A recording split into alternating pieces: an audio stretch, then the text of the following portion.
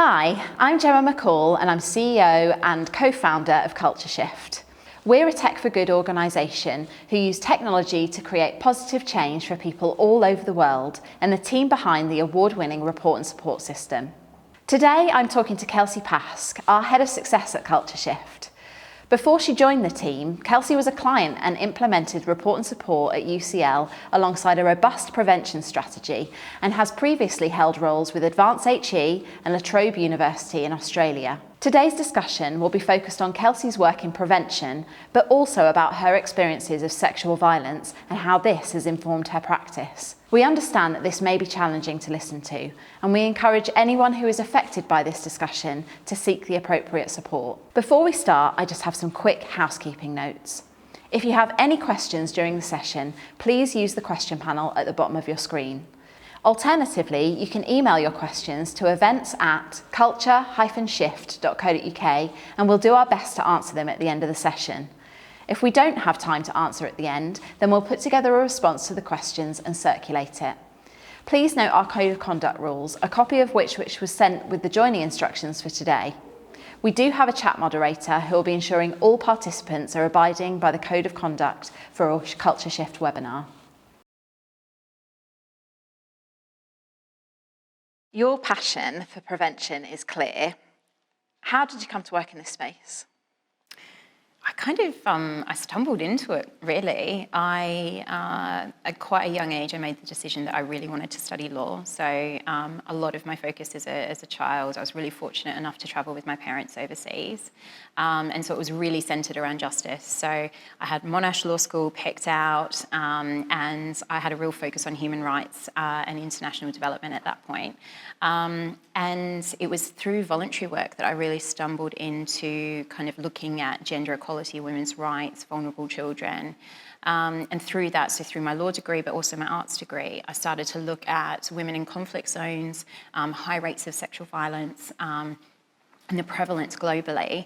And so my real kind of passion came out when I was undertaking my honours thesis. And so I centred that focus on exploring the global political economy of violence against women. And with that, volunteered with different charities. And so a lot of my time at university was actually kind of dedicated to some of my voluntary work. But it also came from my experiences. And I think whenever I speak to most women, I think everyone can recall an experience that they've had where they've felt unsafe, when they've been catcalled, when they've, late on a bus, kind of travelling by themselves. Don't wear your headphones, do whatever it is that you need to feel safe. So for me, that has been a real driving force. It was my experiences of sexual assault when I was younger, but also the experiences of rape and sexual misconduct kind of later on in my life as well. And was there, whilst you were studying or more broadly out of study, was there any piece of research that you have felt has really shaped your career the most? I think when I was first starting, it was certainly undertaking my honours thesis and looking at the political economy of how violence comes to be, because for me, allowed me to understand kind of all of the different systems that reinforce power structures and this binary notion of right and wrong, of developing, whether it's in the international development context, but also some of the cultural norms, social constructs, legal. And so it gave me this really big picture, and I like to be quite strategic and join some of the dots around these pieces of work. So that really grounded my thinking and allowed me to kind of, I guess, then step into the prevention space, because primary prevention is all about kind of looking at the whole of population systems to really address the drivers of violence and harassment. But I think more recently, when I was at UCL, I had the great fortune of working with Dr. Paul Chadwick, the Deputy Director of the Centre for Behaviour Change there, and together we undertook an exercise applying behavioural systems mapping to look at addressing and preventing sexual misconduct. And that has really sparked quite a significant interest for me now, and it's an area that I'd love to do some further study in. So I'm exploring the possibilities of potentially undertaking a PhD in that space. I just think there's so much potential to really learn from behaviour change frameworks, and historically they've really looked at kind of how can we address addiction, and really haven't perhaps been explored in the same context as to how do we address harassment, how do we address some of the sexual misconduct, the racial harassment, discrimination that people are experiencing on a daily basis. Now, I know you've had quite a journey to get to this point, and I know that you want to share your own personal experience of sexual violence and how that experience has really shaped you in your life. Would you feel happy to do that now? Yeah, I think I guess there's been a couple of incidents. I've been really open about talking about my experience of rape, and I did so quite a few years ago, not long after it first happened. So I was 23, I was living overseas in India at the time, and the person that I was dating raped me in a hotel room. So I think that was one of the quite a significant experience that changed a lot of things for me at that point. It was actually that point in time that I think I was travelling into the office for work and in the women's only carriage. And I looked at the other women around me and I just thought, how many other women here have experienced something that, similar to what I have? And at that point I felt quite fortunate that I could go back into a different environment. This wasn't, I guess, my marriage or my ongoing relationship, and I felt as though I could leave that situation, and I know for far too many people that's not the case. So that was a real turning point for me. It led me to kind of pause my law degree for that period of time and switch my focus to my honours thesis. Mm-hmm. So, I mean, this is my journey, and everyone's got their own experience, but for me, it was really important to try and understand kind of how somebody who said that they cared about me could possibly, I guess, engage in that level of violence. And I think there are a few other experiences street harassment and assaults that I did experience towards the end of my time in India, and by then I was just absolutely exhausted. Mm-hmm. And I think it's even, for me, there's perhaps a spectrum of how we view experiences of sexual misconduct or sexual violence. And I know that, young women, and there's been so much research out there to say that what are you most fearful of? Young women and girls are fearful of being raped or murdered. Mm. Young men are fearful of being laughed at. And that tells us so much about kind of where we're at with, gender identity and toxic forms of masculinity and femininity. But I certainly know that I still feel that kind of really warm wash of shame every time that I can tell I'm being objectified or if I'm being catcalled. And even just walking to the train station this morning, it was, when you feel eyes are on you, it brings back kind of every other experience that you've had before. And so while I've been really fortunate, I guess, not to experience, I haven't experienced rape again. I know that happens for some people, but I have been in situations in more recent years where I've experienced kind of that abuse of power and sexual misconduct, where somebody in a position of power is really exerting kind of their dominance, their influence. And yeah, unfortunately, a couple of years ago, I had that very experience, and then was very much silenced by the threat of legal action if I did speak out. Mm-hmm. And I have to say, I think it's worked. That threat that kind of hanging over me has really kind of caused me not to be as vocal and as open about my own personal experiences in recent years. One of my, I guess, proud moments when I was still in Australia was not long afterwards I spoke to a room of AFL football players, and I talked to them about my experience and about consent, and it was very, very challenging. And for those who may not have seen AFL, they're all incredibly like tall players. So everyone is like 6 foot plus walking into this room. And I was like, oh my goodness, what am I doing? But I felt really energized after that. And it was a really important discussion. But I think that soon changed for me in terms of that experience a couple of years ago in the UK, where I just felt like, okay, I need to, as a practitioner, I need to prove my worth here. I need to make a mark because there's somebody here that could really influence, I guess, my future career, and it could stop before it starts. And so that's very much been in the back of my mind. And as a practitioner, I talk so much about the need to remove some of these barriers to reporting, and that's very much what we do at Culture Shift.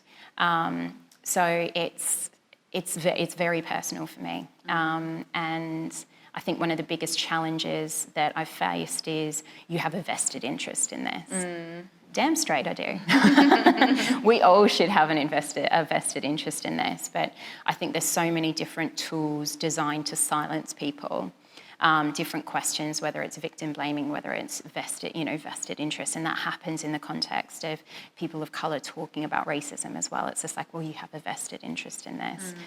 I think that's what's really kind of been bubbling under the surface for me in the last few years, and I'm really proud of some of the work that I've been involved with in the UK and that we do on a daily basis at Culture Shift. But yeah, there just has been this moment where I think I needed to kind of just share some of those reflections again. So I'm very grateful to be able to do that. Yeah, and I'm so sorry that is your experience.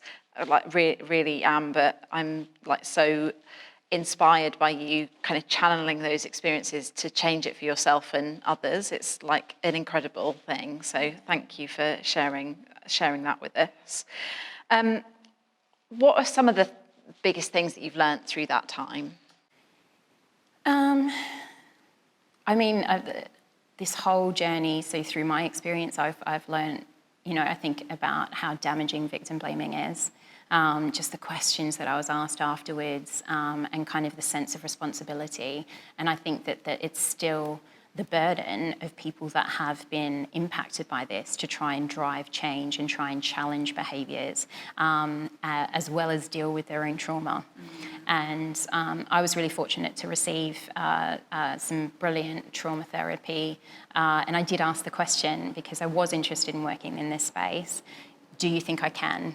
Do you think that I can do this and still be able to look after myself? And I'll be honest, I still struggle with that balance. It's been really interesting to learn about my own triggers, and I think that is something that it's always there. It might not necessarily present itself in the same way it did kind of 6 or 7 years ago, but actually my triggers now are around that abuse of power, that exertion of influence and control in situations. And so I think there's been it's starting to be a more robust conversation around misconduct, and exploring kind of, well, what is unwanted when somebody is in such a senior position. And I think organisations like 1752 Group and US have been engaging in this for really some time and driving and shaping that work. But far too much of the onus is placed on the target or the victim survivor of any form of harassment or misconduct. And I think that really we need to see that shift in responsibility. I think that there are some really, really robust global and national frameworks that focus on prevention, that it's not just about developing a policy or conducting an investigation. It's about looking at why is this behaviour occurring. And that really, to me, comes back to some of the research that I initially engaged with is around power structures. So how we structure our societies, the legal systems and processes that we have in place, and really kind of going, well, we need to explore kind of systems of inequity if we're actually going to get to the end goal here. So I think there's some brilliant work, and I'm still very much learning from other people in this space, and grateful for those, I guess, who have come beforehand. But I think the key things are it's on everyone. Yeah, definitely. Yeah. As I said, we all have a vested interest, or we all should have a vested interest. Definitely. And I think what you said there about expecting survivors to kind of relying on survivors to keep sharing their stories to prove prevalence is it's exhausting as a survivor, but it's also just exhausting as an activist not to be moving things on. Like, why do we have to still keep proving that these things are happening? There's been countless survivors sharing their stories pre-Me Too, but then, really grew in volume, that kind of moment globally where there was that global shout to say, we're not going to put up with this anymore. And then, like more recently with Everyone's Invited, again, we've had, I think at this moment it's like 15,000 plus incredibly brave, courageous survivors saying, this happened to me. And, the prevalence is so clear to me. And yet, when we do this work every single day, it's let's collect the data and let's see what the prevalence is, and then we can start to take action. And, as a survivor, that just must be so exhausting. Yeah, yes, it is. I think we've also seen in recent weeks in the UK, the findings of the Sewell report on racial harassment. There's been years of data and of recommendations, countless. I think, one of the biggest things is that there's been like 3 big, high-profile commissioned reports with numbers of recommendations which haven't been, followed through. So it's like, well, why don't we do those first, and then, then see where we are once all of those recommendations in place? Yeah, absolutely. And I think it speaks volumes around the level of discomfort of we can't do anything because we don't have the data or we don't have the evidence to be able to do something. But if we're not comfortable with the findings of that, it's, we might commission slightly different data. Meanwhile, these we're talking about numbers and facts and figures, but these are people's lives. These are their lived experiences. And there's so much value that I guess as a practitioner and still engaging in this space and wanting to learn more and act more as an ally to others as well, that it's traumatic to have to relive these experiences over and over again. And there's also this intergenerational trauma that exists for different communities. So it's how much more information do you need? Yeah. And sometimes it's just, throwing reports back and forward. And there is a power in storytelling, but I think that the stories that we need to hear now are from the people that are starting to challenge these behaviours, to confront their own, internalised misogyny or racism. We need to hear from you. We need to hear your stories about challenging others with power and privilege. But we also need to balance that with recognising all the work that's been done before. It's not about bringing in the cavalry and saying, okay, we've got it now. No, definitely. It's about right, this is possible, it is uncomfortable, but it needs to be. If we are going to progress forward, I think that's why, unfortunately, in some areas, it's 2 steps forward, 1 step back. Yeah, definitely. What are some of the barriers that you've experienced or encountered during your work, during your prevention work? Yeah, I think data is a big one. So we don't have the evidence. I've certainly been in rooms where people have said, we don't have enough evidence to engage in that particular intervention, or do we have the impact assessment on how that particular intervention is going to work? And the answer is no. Often we do have quite significant volumes of data around prevalence. There are a range of different evaluation tools around different interventions. But I kind of just issue the challenge back and say, well, the next time a student comes to you and shares their experience, you just tell them that you're going to wait for the evidence before you possibly engage in that type of intervention. So it is going to be trial and error with different things, but I think that there's just such this huge fundamental human element to someone who's coming to you in distress. Definitely. Take them at face value.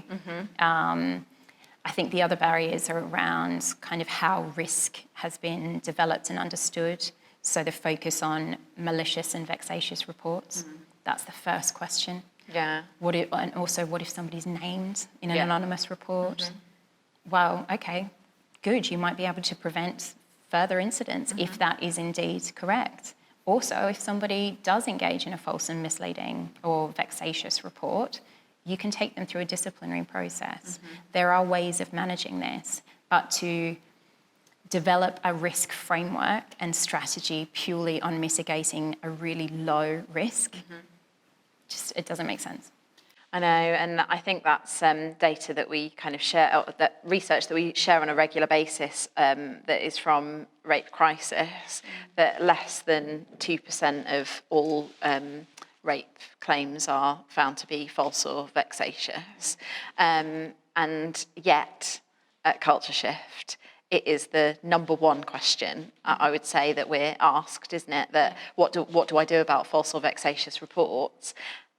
You know, often, sometimes even before the question of what do I do about the reports that I'm receiving, like it's you know, it's actually shocking to me, even though we've been doing this work for a number of years now, it never fails to shock me that that's the number one question. And then the second question is, oh, you know, will we get a big lot of reports, and what do we do about those ones? Yeah.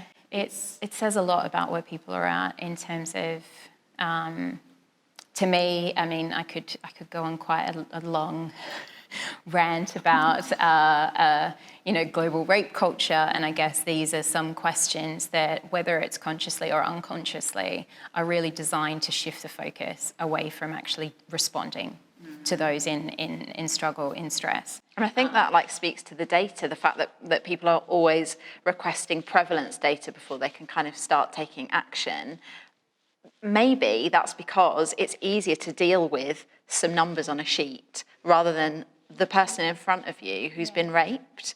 And as practitioners, you know, and as you know, practitioners at university and caseworkers at university, you are that front line to those victim survivors, so they are very real to you. But when you're getting to the kind of meetings of the senior leadership, they're that many steps removed from that person in that room telling you that something terrible has happened to them.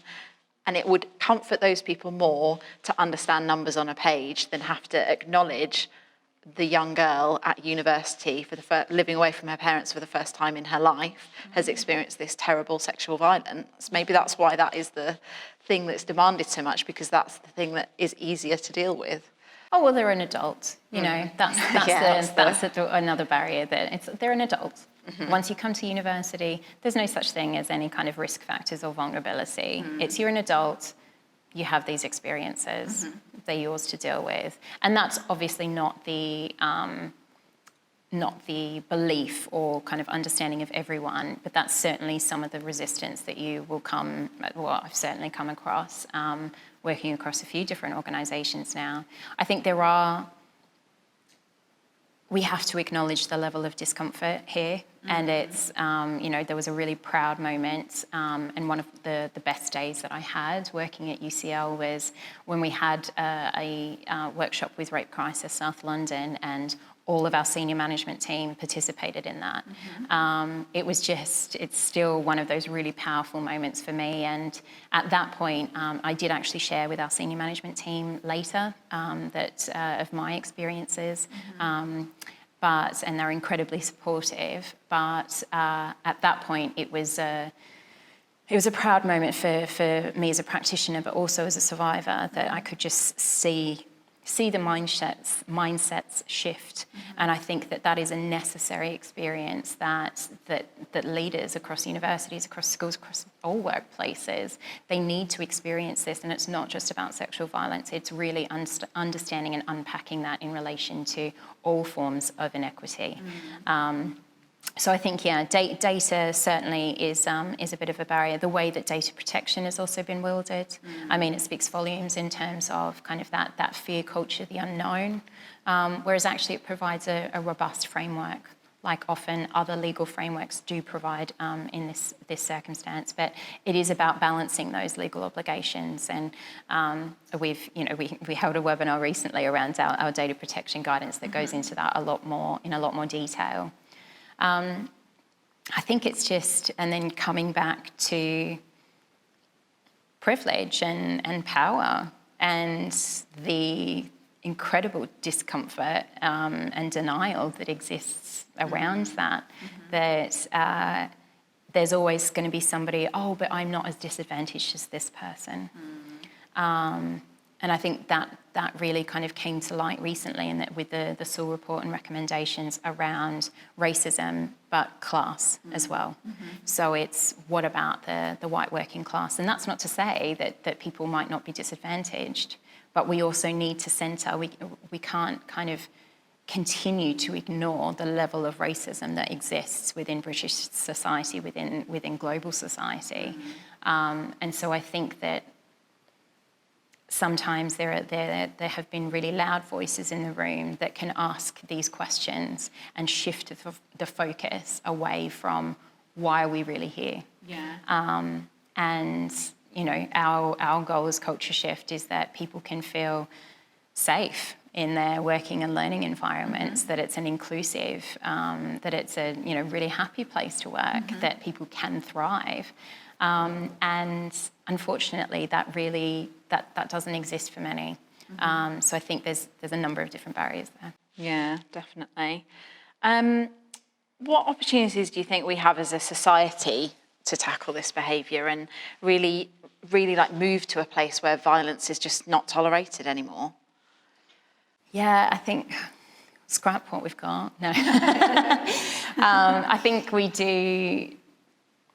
Look, there's so much work out there and we don't need to reinvent the wheel. So I think we can, first things first, is really take stock of what's out there, because there's a tremendous amount of activism, of research, of practice that has been developed globally in this space. And I think we need to start sharing that at a more global level to move the conversation forward. And so that's one opportunity, but I think we really need to explore the depths and look at the drivers. So, and that's why I'm so passionate about prevention, because when you look at primary prevention, it's looking at the drivers of these behaviours. When you look at secondary prevention, it's looking at the risk factors to people experiencing, and then tertiary is providing that critical support and holding people to account.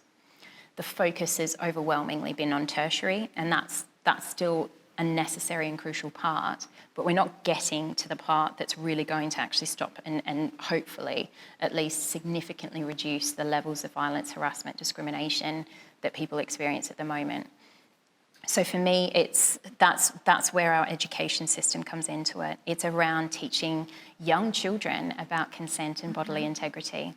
It is about talking openly around inclusivity and exploring those issues. You know, with our children, this is on everyone. We can't just stop and point the finger and go, well, you know, schools haven't included that or universities haven't included that. This needs to be a continued conversation, and it can change and it can become more detailed over time, but we need to arm ourselves with that information first. And I know the level of discomfort that people have in terms of talking about some of these things, and it's certainly something that I, have provided coaching with different staff that I've worked with in partner institutions, and it's okay. We need sounding boards to try and respond effectively. So I think, I think we need to pull back and see what's there, but we need to kind of ask ourselves what more could we be doing. But I think the discomfort in having those kind of maybe awkward conversations, right, about that you mentioned about like consent and bodily integrity and feelings and things like that at that young age, that discomfort and like awkwardness is much less than having your child sit in front of you and tell you that they have experienced sexual violence. Like, I know as a mum which one I would rather be doing. I'd much rather be having a conversation that might kind of make her ask like some awkward conversations about sex and consent than have her be, I was going to say, no, I won't say that. Have her have an experience that will affect her for the rest of her life and affect all of the relationships she then has from that point on. Yeah. It just, why would anyone not have that awkward conversation and start teaching their kids that? I think it's just a no-brainer, isn't it? It is. I think it's the thought that it won't ever happen to somebody I know. And that's the, I've had some really great and really rich and supportive conversations with my family over the years, and they're wanting to learn and engage more, because I think we were all it was just like, well, you don't think that this is going to happen to somebody that you know necessarily, but it does. Mm-hmm. And I think we need appropriate resourcing. It's not just up to individual parents to kind of really, I think there is some obligation there, but as governments, education institutions, we need to start investing in prevention, and that provides people with the skill, with the knowledge and the capability to actually have some of these conversations. We need to do that with our teachers, and we need to make sure that that's sustained over time, so that people, by the time they enter the workplace or go to university for the first time, this is not the first time that they're hearing a conversation about consent or bodily integrity or being an active bystander. That needs to be embedded. And until there's that level of commitment, we know that through, employment tribunals, through, crises or global crises, there's funding there when it's absolutely an emergency. Yeah. It'd be great if we could, it's absolutely necessary, and I'm desperate to see this happen, if we could actually just think about, well, what can we do to actually prevent that from happening, so we don't have to have this huge payout, that we don't have to utilise all of our resources and drain different kind of aspects of our society because we've let it get this far. So I think that's the key message that we need to start embedding, that this is preventable. But we need to have the political will and the resource to address it. And,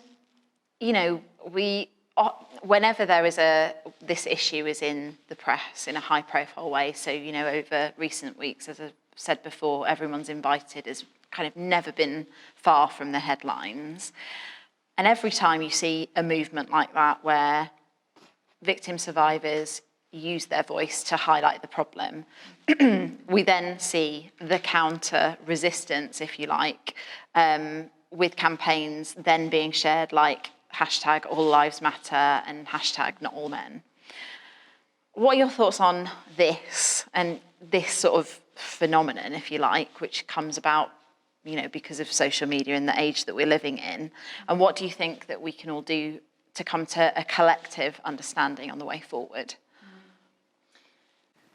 Yeah, there's lots that we can do. I think we need to, yes, it's in parts acknowledging where people are at.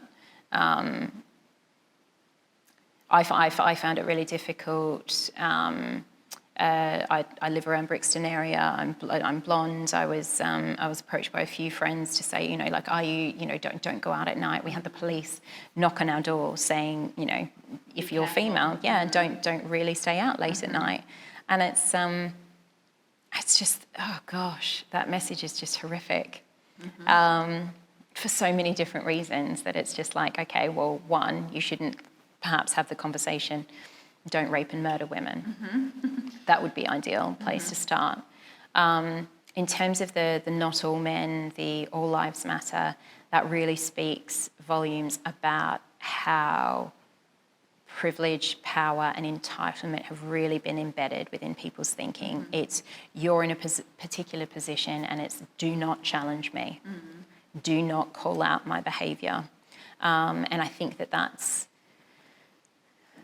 It's difficult that I other than really starting to invest in understanding in the longer term, understanding the drivers of these behaviours, exploring systems of inequity, trying to redress that balance. We need to do that effectively so that we don't have this outpouring of not all men, all lives matter. Because there's obviously an extreme discomfort there, and people just shut down and disengage. And I've seen it happen, and I've been fortunate enough to be involved in a few kind of different discussions around how we can start to tackle this. But this is where I come back to, we need interventions at that systemic, at that systematic level. We need workplaces, families, individuals to take responsibility around this. And I think the first question is, if you're feeling resistant or defensive to something that an experience that has been shared, you have to ask yourself why. Start from that perspective. Why am I asking this? Why am I feeling the way that I'm feeling? And then have a conversation with somebody that you trust. Have you ever felt like this? I guess, and explore that. There are lots of different organisations, groups, support mechanisms that enable people to do this. So I guess that's that individual accountability. We need this to be taken seriously in terms of how we tackle and address inequity in the workplace. There's frameworks like Athena Swan or the Race Equality Chart that exist within academia. There's Disability Confidence and Stonewall that is about kind of promoting equity for different protected characteristics and identities. But that has to happen at a much larger scale. So I think a call to action for individuals, if you felt uncomfortable about this, ask yourself why first. Explore, I guess, some of the conversations. There are so many people that have shared and been willing to share over and over again why this is a challenge, why we don't know that you're not that person on the street. And yes, all lives matter. Yes, it's not all men. Nobody's saying that it was. But let's actually come back to the fact that if all lives mattered, we wouldn't see what we've seen in terms of knife crime or gun violence or any of the openly racist behaviour on a daily basis. We wouldn't see the levels of domestic violence or gender, sexual violence that we see if all lives mattered. So I don't really have, I think, on some days I might have a little bit more empathy for people in terms of that discomfort, but I think this, in recent months, I think it's just surfaced this level of rage and of exhaustion, and for lots of people that have been working in this space who are affected by this, and it's just enough.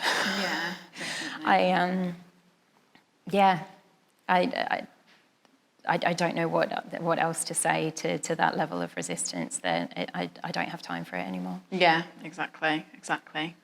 Thank you so much. Thank you.